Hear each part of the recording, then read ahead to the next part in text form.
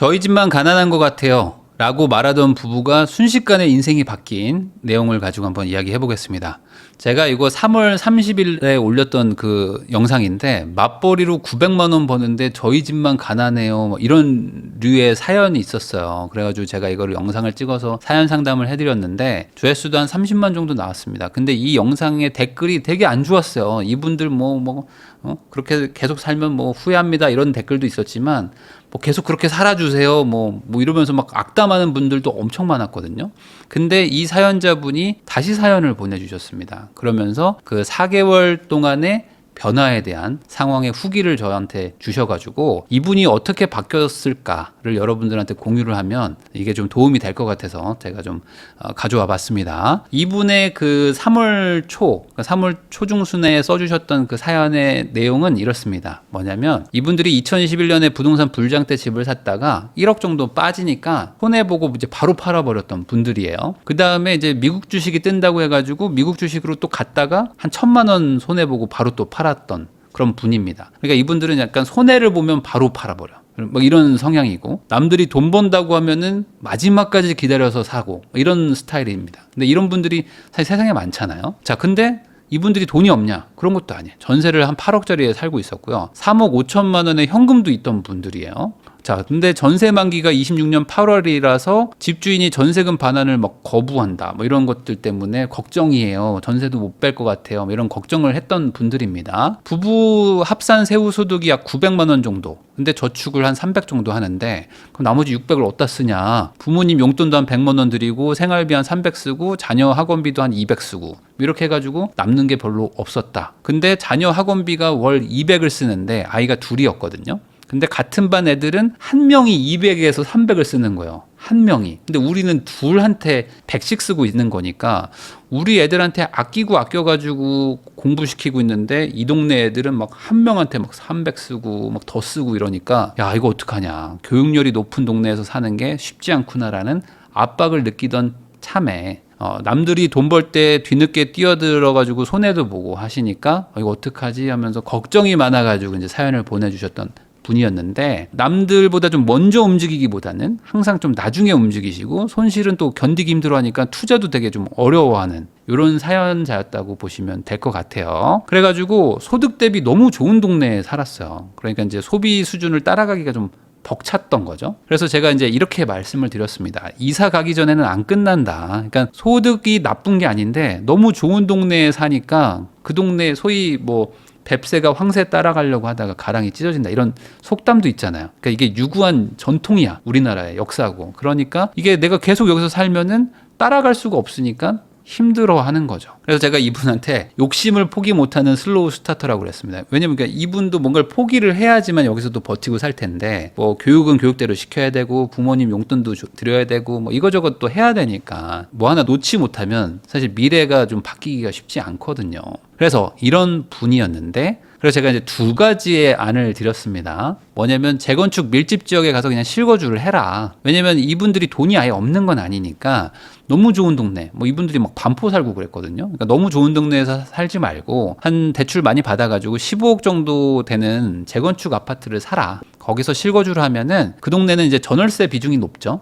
기본적으로 재건축 단지들은 실거주자가 많지 않습니다. 그러니까 이제 소비 수준이 막 그렇게 높진 않아요, 집값 대비. 그리고 이제 그런 데서 실거주를 하게 되면 뭐 집값이 막 변동이 돼도 좀 덜 스트레스를 받잖아요. 그리고 이제 투자에 워낙 스트레스 받는 성향이시니까 실거주하고 거주하면서 그 동네 사람들에 맞춰서 쓰시면은 나쁘지 않을 것이다. 이게 이제 1번이었고, 2번은 10억보다 조금 안 되는 그런 동네, 그러니까 집값이 한 10억은 안 되는 동네에서 월세로 살면서 남은 돈 가지고 갭 투자를 해라. 이것도 똑같이 한 15억대를 사면 좋겠다. 근데 왜 그렇게 하냐? 이렇게 해놓으면 어쨌든 당장 대출 이자는 좀 부담이 줄어들죠. 실거주하면 대출을 받아야 되는데 전세 끼고 사면 어쨌든 대출 이자는 좀 줄어드니까 월세집만 좀 싼 거 구하면 상대적으로 조금 여유가 생깁니다. 다만 이렇게 하면은 이제 좋은 집에선 못 살죠. 특히 이제 좋은 동네에선 못 살기 때문에 이 생활 수준이 갑자기 낮아지는 게 좀 힘들 수 있다. 이렇게 이제 2가지 얘기를 해드렸습니다. 이분들은 어떤 선택을 했을까? 같이 한번 보시죠. 제가 운영하는 takeus.co.kr, 여기에서 이제 사연 신청으로 올려주셨는데, 상담 후기, 저희 집만 가난한 것 같아요 사연에 대해서 감사 인사를 하시는 거였어요. 한번 보겠습니다. 안녕하세요. 상담 중 욕심쟁이 슬로우 테이커 라는 별명을 갖게 된 사연 신청자입니다. 부인남께서 제시해 주신 해결책은 저희가 한 번도 생각을 못했던 거라서 처음에는 좀 당황했는데, 결론부터 말씀드리면 부인남님이 시키신 대로 하니까 잘 됐습니다. 당시 주셨던 해결책은 15억을 마지노선으로 정하고 갭 끼고 살아, 월세 살면서 돈을 모아라, 아니면 학군지에 15억 재건축 가능성이 있는 아파트로 가라였습니다. 현재 거주하고 있는 전세는 주인을 설득해서 계약을 종료하라는 것이었고요. 저희는 곧바로 실행에 옮겨가지고 집을 내놨습니다. 저희가 전세로 살던 집은 반포동에 있는 1980년대에 지어진 대단지 구축이었고요. 전세가 안 빠지면 어떡하지라는 고민과 달리 이틀 만에 나갔어. 그러니까 내놓으니까 바로 나갔다. 아파트가 무너져가도 아파트 보러 온 사람들은 한 번에 3팀씩 몰려왔어요. 아파트보다는 아이가 다니는 학원 가방을 보더니 그냥 계약을 하더라. 그러니까 이게 무슨 얘기냐면, 이게 학군지 비싼 동네에 살아본 분들은 이해를 하는데, 이게 그 동네 가면요, 그 애가 다니는 학원 있잖아요. 학원. 그러니까 애가 다니는 학원 가방이 되게 중요해요. 왜냐면 우리 애도 그 학원 보내려고 거기 가는 거거든요. 그러니까 갔더니 여기 애가 학원 잘 다니네 뭐 하면 우리 애도 여기서 다닐만 한가 보다 뭐 이러면서 이제 저 그냥 계약할게요 이렇게 되는 거죠. 왜냐면 이제 학군지나 아니면 애를 위해서 가는 이사는요, 집이 좀 낡아도 갑니다. 집이 낡아도 가고요. 학군지가 아닌 곳들은 집이 낡으면 잘 안 가고 이런 거죠. 그러니까 우리 집은 너무 낡았어요라고 굳이 걱정하실 필요가 없는 게, 학군지들 뭐 중계동도 그렇고 뭐 목동도 그렇고요, 뭐 대치동도 그렇고 낡은 집 천지입니다. 근데도 다들 수요가 많죠. 이후 저희가 살 집을 구하기 위해서 임장을 몇 번 다녔는데 둘 다 체력이 너무 약해가지고 병이 나더라고요. 남편과 저는 공부하던 힘을 발휘해서 컴퓨터 앞에 앉아가지고 데이터를 분석하고 동작구의 값이 많이 오르지 않은 준신축, 그리고 해당 지역의 대장 아파트를 매수했습니다. 시세가 15억 정도는 맞았는데 불인이었던 저희는 부동산 아주머니의 말에 놀아나가지고 15억 중반에 거래를 해버렸어요. 당시에 부인남님이 상담하는 게 있어가지고 그거 신청하려고 했는데 마감돼가지고 그냥 저희가 어떻게 했습니다. 대출을 받을 때도 가슴이 되게 두근거렸어요. 그런데 아파트는 한 달여 만에 1억이 올라가지고 지금은 잘했다는 생각이 듭니다. 해결책에서는 그 집에 들어가지 말라고 했는데 요즘 시장이 너무 불안정해가지고 그냥 들어왔는데요. 근데 이건 뭔가 잘못된 것 같습니다. 저와 남편은 집과 동네가 매우 만족스러운데 구축 살다가 신축 가니까 얼마나 좋으시겠어요. 이제야 사람 사는 것 같습니다. 요게 좀 불안 요소, 이따가 또 얘기할게요. 다만 아이들의 만족도는 되게 낮은데요. 운동을 제외한 모든 학원을 다 끊어버렸고요. 예전 동네는 운동도 비쌌습니다. 분식점도 마트도 체인점인데도 비쌌고, 이런저런 탐험이니 캠프 같은 것들도 보냈었는데 이제는 안 보낸다는 거죠. 예전에는 어느 대학 나왔어요가 조심스러운 질문이었다면 지금은 어디 사세요라는 질문이 조심스러워진 시대라는 생각이 듭니다. 얼마 전에 누군가 소개팅을 주선하는 자리에 있었는데 60대였던 분은 그 남자 대학 어디 나왔어? 라고 물어보고, 30대였던 분은 송파의 집이 2채래요 라고 얘기를 한다더라 라는 겁니다. 그러니까 노인분들은 대학을 가지고 사람을 판단하는데 젊은 분들은 어디에 집을 가지고 있냐를 가지고 사람을 판단하는 시대로 바뀌었다, 이런 얘기 해주시는 것 같아요. 사는 동네가 계급이 돼버린 것 같은데, 반포에 살던 시절 저희 부부가 옛날에 뉴타운으로 인기 있던 지역에 살았었다고 말을 했는데 어딘지 모르더라고요. 네, 부자 동네, 잘 사는 동네 사람들은 자기 동네만 알고요, 나머지 동네들 관심도 없습니다. 그래서 이걸 억울해하실 필요도 없고 그냥 그런 거죠. 내가 좋은 동네 살면은 내가 안 살고 싶은 동네에 대해서 관심을 안 갖게 되니까. 사실 반포에 살 당시 저와 남편 둘 다 스펙은 남부럽지 않았는데요. 그런데 이제 살다 보니까 이런 것들도 여러 가지 고민이 들더라. 이야기가 길었습니다. 부인남님 조언 덕분에 방향을 잘 잡을 수 있어가지고요. 진심으로 감사드린다는 이제 따뜻한 후기였습니다. 자, 근데 이 얘기를 그러면 왜 하냐? 이런 게 중요하겠죠. 자, 우선은 전세 계약의 문제가 제가 여러 번 얘기를 했고, 제가 절대로 전세 살지 말라는 영상도 한 8년 전인가 9년 전에 찍었는데, 가장 큰 문제가 이겁니다. 계약 기간 동안에 목돈이 묶인다는 거죠. 이 계약은 쌍방 합의로 해지가 되는 거지 일방의 해지 의사로 해지가 되는 게 아니죠. 그러니까 전세 계약이라는 거는 집주인한테 돈을 주고 집주인이 안 돌려줄 권리가 있는 겁니다. 계약 기간까지는. 그런데 내가 중간에 나가고 싶다. 그럼 어떻게 합니까? 극단적으로 집주인이 싫다고 하면 못해요. 못 나갑니다. 근데 이분들은 다행히 주인을 설득해가지고 계약을 종료를 잘 하신 거죠. 왜냐? 반포동이었고 나름 또 학군지였고, 그러니까 사람들이 수요가 높았고 이틀 만에 전세가 나가버린 거죠. 자, 기본적으로 전세 계약은 족쇄 같은 건데 이 족쇄가 깨질 때가 있습니다. 언제냐? 두 가지입니다. 첫 번째로 전세 수요가 높아야겠죠. 그러니까 나 말고도 들어올 사람들이 많아야지 집주인이 빼주든 말든 할 거 아닙니까? 근데 두 번째로 전세가가 상승한 지역이어야 돼요. 아니면 최소 횡보 정도? 왜냐면 내가 계약 기간을 딱 정해놨는데 이 전세 계약 기간이 있는데도 불구하고 안 돌려줘도 되는데 자기가 손해를 봐가면서 돈을 돌려준다? 이런 사람 만나기 쉽지 않습니다. 그러니까 최소한 전세가 횡보는 되거나 조금 올랐거나 많이 올랐거나 이렇게 돼야 되겠죠. 그러면 사실 2번이 되려면 1번이어야 돼요. 그러니까 수요가 높으니까 전세가 상승했겠죠. 이런 경우라면 주인이 동의해주는 경우가 있어요. 왜냐면 이제 이렇게 전세를 해지하고 나가면서 보통 중개비를 자기가 내거든요. 깨겠다고 하는 사람이 중개비를 내기 때문에 이렇게 되면은 주인 입장에서는 뭐 나쁠 게 없죠. 돈도 더 올려받고 내 중개 수수료도 안 들어가면은 내 입장에서는 뭐 안 해줄 이유가 없으니까 라고 하면서 깰 수 있다. 그래서 이 전세 수요가 높은 동네는 그나마 전세를 살아도 어떻게 되는데 제일 문제는 이겁니다. 내가 전세를 2년을 계약을 했는데 전세 수요 자체가 낮아요. 그래가지고 내가 빼드리고 싶어도 들어올 사람이 없어 이렇게 말하는 동네도 있고요. 두 번째로 전세가가 빠진 지역들도 있죠. 이러면요, 특히 2번이 문제인데, 이러면 집주인은 거의 계약을 해지를 안 해줍니다. 내가 이걸 왜 해드려야 됩니까? 전세가 지금 5천이 빠졌는데 저는 뭐 1년 뒤에 그냥 드릴게요 라고 하면서 시간을 끌 수밖에 없죠. 근데 어떤 분들이 이걸 되게 억울해 하시는 분들이 있더라고요. 아니 왜 돈을 안 빼주냐라고 하는데, 엄연히 계약은 계약이다. 계약을 지켜야 되겠죠. 자, 그래서 전세를 살 때 너무 무심코 얻으시면 안 됩니다. 전세라는 거는 이 마음이 있어야 돼요. 나는 2년간 집을 절대로 안 살 거다. 그러니까 이거에 대해서 확고하신 분들은 전세를 얻으셔도 돼요. 근데 나 집을 살 수도 있는데 나 전세 살다가 집을 살 확률이 조금이라도 있을 것 같은데 라는 분들은 전세를 얻지 않는 게 좋습니다. 월세를 사는 게 나아요. 월세로 나가는 이자보다 훨씬 더 큰 그 월세가 아깝다고 생각하지 마시고, 집을 살 마음이 있으실 때 돈이 없어가지고 못 사는 케이스가 생각보다 많다는 거 꼭 기억을 하셔야 됩니다. 자, 25년도 초에 집 사고 싶었다는 분들 많았어요. 그러니까 올해 초에도 집 샀으면 좋았겠는데 라고 얘기를 많이들 하시잖아요.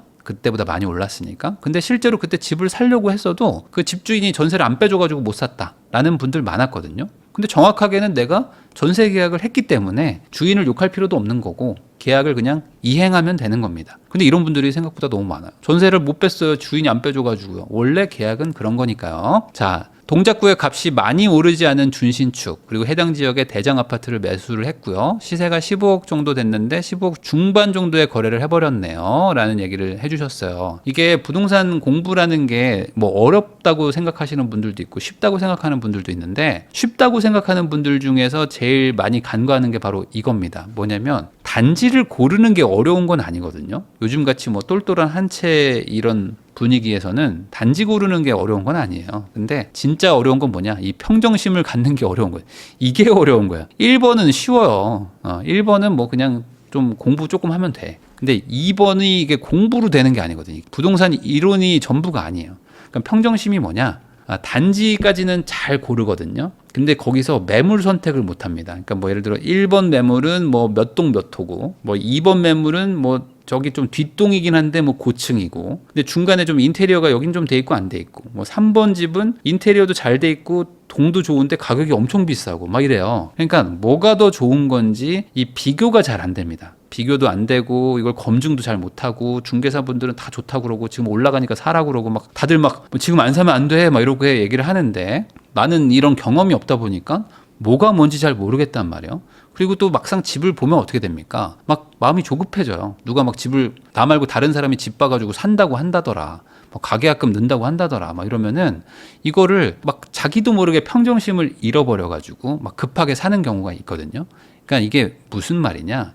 주식은 사람을 상대하는 게 아니죠. 주식은 숫자를 상대하는 거라면 부동산은 숫자보다도 사람을 상대하는 겁니다. 그러니까 80% 정도는 사람 상대거든요. 그러니까 사람 상대라는 걸 글로 배울 수 있는가? 여러분들은 어떻게 생각하십니까? 사람 상대하는 거 글로 배울 수 있을까요? 이거 잘 안 됩니다. 그래서 사람 상대를 잘하는 사람들이 부동산을 잘하고요. 사람 상대를 잘 못하시는 분들은 차라리 주식이 나을 수도 있어요. 주식은 나 혼자만 고민하면 되니까. 이게 이런 얘기 있잖아요. 교수보다 그냥 뭐 동네에서 오래 산 뭐 주부가 돈을 더 잘 번다, 부동산에서는. 이렇게 말하는 게, 이론은 빠삭하실 수도 있죠, 교수님이. 근데 경험은 교수님이 더 낮을 수도 있다. 뭐 이런 의미라고 보시면 되는 겁니다. 자, 그래도 이분들이 어쨌든 상승장 전에 대장 그 대단지 아파트를 사신 거죠. 이런 거면은 이제 충분히 다행이다. 특히 이제 동작구도 많이 올랐거든요. 많이 올랐는데 어찌됐든 간에 이거를 산 게 다행이죠. 왜냐면 이런 대장단지들은요, 한번 오르면요, 이게 오르긴 좀 많이 오르고 빠져봐야 뭐 조금 빠지기 때문에 이거를 내가 요때는 우리가 돈 모은 걸로 살 수 있는데 이쯤부터 이제 못 사요. 이 구간부터 이제 못 사게 되기 때문에 그나마 조금 비싸게 줬더라도 사는 게 다행이다. 그 집에 들어가지 말라고 했는데 구축에 살다가 신축 사니까 너무 좋아요. 이렇게 얘기를 하셔가지고 제가 요건 좀 고민이 돼요. 그러니까 안 들어가는 게 좋거든요, 사실은. 실거주를 안 하면 제일 좋았겠죠. 왜냐면 비싼 집에 신축에 살면 거기도 어쨌든 뭐 반포보단 좀 낮아도 거기도 막 이게 경쟁도 있고 막 돈도 쓰고 막 합니다. 다만 이제 뭐 자녀도 있고 하시니까 뭐 어쩔 수 없지 않았을까. 이 주거 환경이라는 거를 급격하게 낮추는 게 이 모든 사람들이 다 되는 것도 아니고 이게 쉬운 일도 아니라는 것도 저도 압니다. 자, 예전 동네는 운동도 비쌌었고요. 분식점인데 뭐 마트인데 체인점인데 다 비쌌다. 그러니까 물가가 비싼 동네들이 더 비싼 게 어쩔 수 없을 거 아닙니까? 임대료도 비싼데. 그리고 이제 학군지 좀 잘 사는 동네들은 이런 게 있어요. 뭐 무슨 뭐 방학 때 뭐 캠프 보내고 뭐 중간에 뭐 엄마들끼리 모아가지고 뭐 어디 뭐 한 뭐 보내고 뭐 이런 것들을 많이 하거든요. 그러니까 이런 일들도 다 돈입니다. 근데 이게 모든 동네에서 그러는 게 아니라 약간 학군지인데 좀 비싼 동네들, 이런 동네들에서는 뭐 여름 캠프 안 보내, 뭐 우리 뭐 스키 캠프 보낼까, 뭐 이런 얘기들을 많이 합니다. 근데 이런 것들도 어쨌든 이제 좀 안 하게 되겠죠. 그래서 여러분들 중에서 이런 얘기들 많이 하시잖아요. 저 좋은 동네 가서 살고 싶다. 그러면은 좋은 동네에 가서 살고 싶다라는 거는 목표가 될 수가 없습니다. 연소득을 늘리겠다. 그러니까 내 소득을 늘리겠다라고 생각하는 게 목표가 돼야 돼요. 그러니까 좋은 동네 살고 싶다는 거는 희망이고요. 연소득을 높이겠다. 소득을 높이겠다는 거는 목표가 되는 거죠. 이해되시죠? 그래서 나는 소득을 높이면 좋은 동네 가서 살 수 있는 거지, 단순히 좋은 동네 가서 살고 싶다고 해서 사라지는 게 아니다. 이 물가도 비싼데요, 이 요구 수준도 높아요. 그러니까 그 동네에서 하는 어떤 최소한의 그 저점이 상당히 높습니다. 뭐 예를 들어 뭐 여름 휴가를 가더라도 A라는 동네에서 가는 여름 휴가의 어떤 상상하는 그 모습, 그랑 B라는 동네에서 생각하는 여름 휴가의 상상하는 모습이 완전 달라요. 그러면 그 안에서 사는 뭐 아이들, 뭐 엄마, 이런 분들은 어쩔 수 없이 비교를 당하게 된단 말이죠. 그래서 이분들이 지금 이걸 깨달으신 것 같아요. 그러니까 뭐 전세를 막 오래 살고 하셨었을 때는 뭐 교육이 중요하고 이런 것들도 생각하셨지만, 사실 진짜 어찌 보면 인생에서 유의미한 변화는 이거죠. 바로 소유권을 가진다는 거에 대한 의미를 이번에 깨달으신 게 아닐까. 그러니까 소비가 중요하다고 생각하셨을 텐데 어찌 보면 이번에 좀 자산이라는 게 되게 중요하구나. 그리고 이 자산에서 오는 그 안정감, 이거는 그러니까 경험을 안 해본 사람들은 모르거든요. 그러니까 이게 무주택으로 계속 살았던 사람하고 이 유주택으로 실거주를 해본 사람은 완전 다릅니다. 이거 엄청 달라요. 근데 이거는 정말 뭐라 설명할 방법이 없네, 뭐 이 말 있잖아요. 옛날에 그 유행어처럼 이거는 이건 해봐야 되는데 라는 그게 있거든요.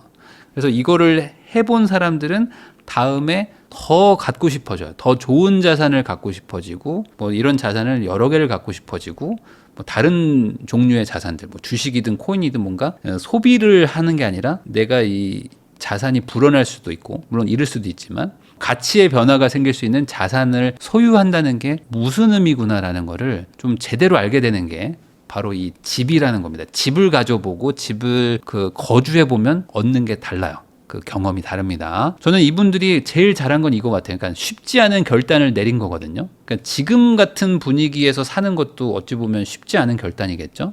근데 연초에 사는 거는 더 어려웠을 거예요. 그러니까 뭐 4월달, 5월달 요쯤에 사셨을 텐데 4, 5월만 돼도 이거 집 사야 돼 말아야 돼 이런 걸로 막 의견이 분분했을 때였습니다. 근데 이분들은 어쨌든 뭐 상담을 통해서 내가 이렇게 해야겠다라고 마음 먹고 바로 움직인 거잖아요. 전셋집을 빼가지고 옮기는 것도 쉽지 않고 애들의 그 생활권도 다 바꿔야 되는데 이거에 대해서 당연히 어려움이 있었겠지만 하셨다는 거. 그래서 어쨌든 뭐 집값도 좀 오르고 내 집도 생겼다는 거에 대해서 다시 한번 축하드린다. 대부분의 사람들은요 이걸 알아도 못하고요. 그게 맞는 것 같긴 한데 저는 못할 것 같아요 라는 그 변명부터 먼저 떠오르거든요. 왜냐면 이게 어쩔 수가 없어요. 이게 실행이 참 어렵습니다. 그럼에도 불구하고 이제 공포감을 뚫고 결단을 했기 때문에 그 결과에 대해서 책임도 내가 지는 거고 수혜도 내가 보는 거 아니겠습니까? 자, 우리가 어떤 상황인가 객관적 판단이 최우선인데 대부분의 사람들은요 이런 객관적 판단을 못합니다. 생각보다 대다수의 사람들은 큰 고민 없이 현 상태 그대로 살거든요. 제가 한 상담이 누군가한테는 저거 너무 당연한 거 아니야? 라고 얘기를 들을 수도 있는 내용이에요. 근데 이게 당사자한테는 전혀 생각도 못했던 내용인데요 라고 받아들여지기도 합니다. 결국에는 자기를 스스로 객관적으로 볼 수 있냐, 이게 핵심이다. 그래서 이게 여전히 안 되는 분들도 많을 거예요. 내가 왜 여행을 끊어야 되지? 내가 왜 뭐 카드 할부를 끊어야 되지? 왜 제가 유럽 여행을 못 가죠? 왜 제가 BMW를 끌면 안 되는 거죠? 라고 생각하는 사람들이 많아요. 저는 왜 계속 뭐 이 동네에 살면 안 되는 거죠? 제가 저축률이 지금 20%밖에 안 되지만 제가 뭐가 문제입니까? 라고 생각하는 사람들도 많다. 왜냐면 생각보다 큰 고민 없이 현 상태 그대로 사는 분들도 많거든요. 이분들은 이제 끝이 아니라 시작이죠. 이제 시작입니다. 사실 뭐 대출도 있을 거고요.